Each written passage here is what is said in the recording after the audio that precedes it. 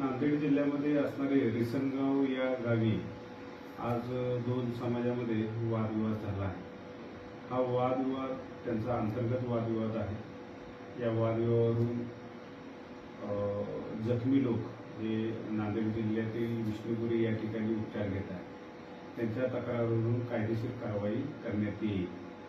मात्र या घटनेच्या अनुषंगाने सोशल मीडियावर विविध पद्धतीच्या चुकीची माहिती पसरवली जाते। रिसनगाव या ठिकाणी मी स्वतः ॲडिशनल SP नांदेड, त्याचबरोबर माझ्यासोबत DYSP श्याम पाणेगावकर, त्याचबरोबर प्रभारी अधिकारी महेश मुळीक यांनी गावात व्हिजिट केली। या गावात बंदोबस्तही आहे। गावातील लोकांशी चर्चा केली।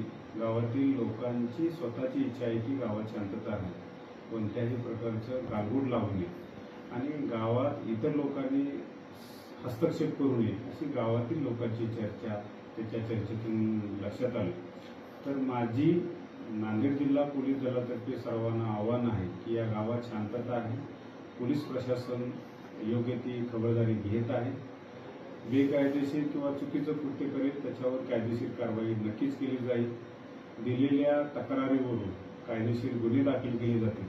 संबंधितांना अटकही केली जाईल। सध्या गावात शांतता आहे। आपण चुकीच्या अफवा सोशल मीडियावर अथवा इतर ठिकाणी पसरू नये ही नांदेड जिल्हा पोलीस दलातर्फे नम्र विनंती। जय हिंद।